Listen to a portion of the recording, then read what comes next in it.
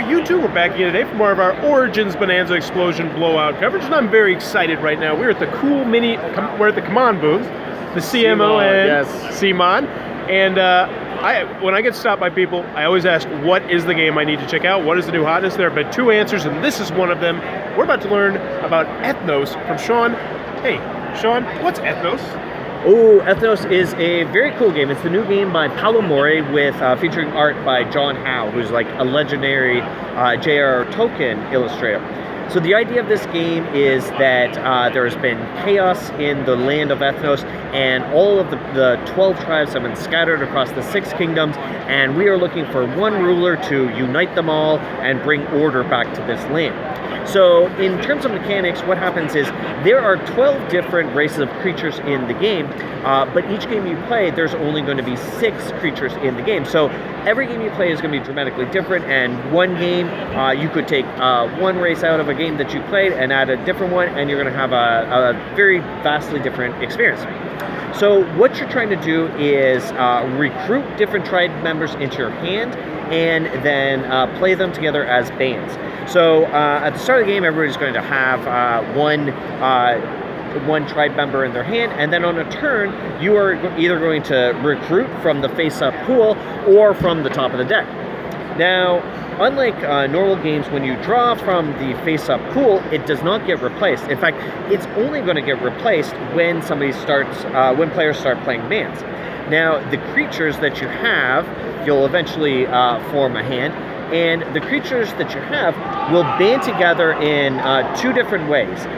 The same type of creature will band together, so if I've got 2 merfolk, I could play these guys together as a band, or creatures from the same location. So if I've got 3 creatures from Pelagon, then I can play these guys together as a band. So either the same type of creature or creatures from the same location.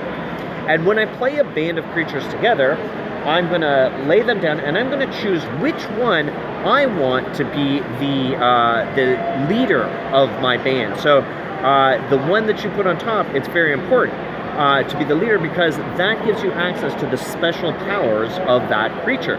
So if I wanted to put out the Minotaurus as my creature, this one, it says it counts as X+1 for putting a control marker on the board. And what that means is we've got all these control markers in the different regions of the board.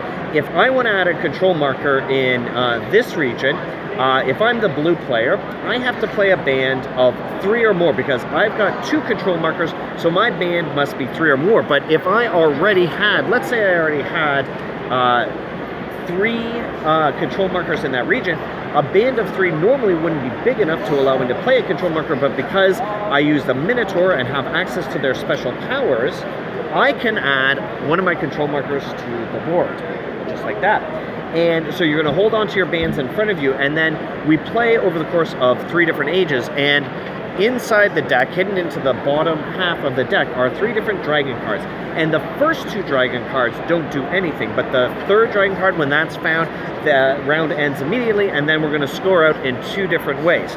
First, we score out in the different regions. So in the first age, you'll score at the first points. In the second age, you'll score at the first and second points. So the person who's got the most in that region will get the higher number, and then the next person will get the second highest, and so on and so forth.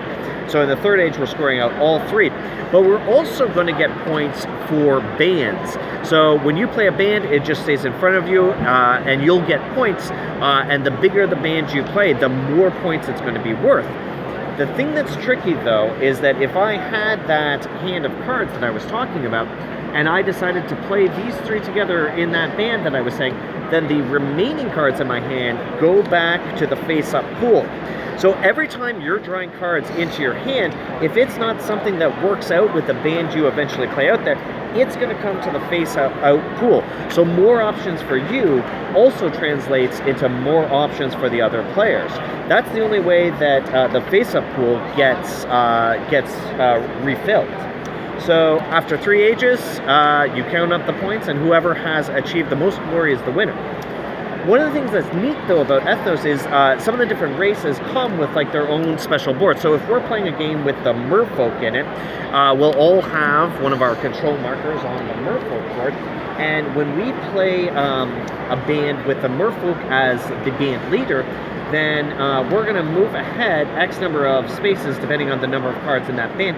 And when we hit certain thresholds, we're able to add control markers to the board, and being further ahead on the track will earn us points throughout the course of the game as well. So the real trick for this game, the real interesting part about this game, is seeing how these races work together and how they can kind of play off each other, and knowing what kind of game you're going to have depending on who is in there. So you can pick randomized creatures, or you can choose them for the experience you want to have. And this is coming out later this year? Is this out now? This is out now. Yeah. All right. Yeah. Very, very cool. That is Ethnos. It's a lot of moving parts, but they all seem really cool, really simple. I am excited to eventually get this one a try. If you're enjoying this Origins coverage, please try to click on the subscribe button down below. And as always, thanks for your time, YouTube.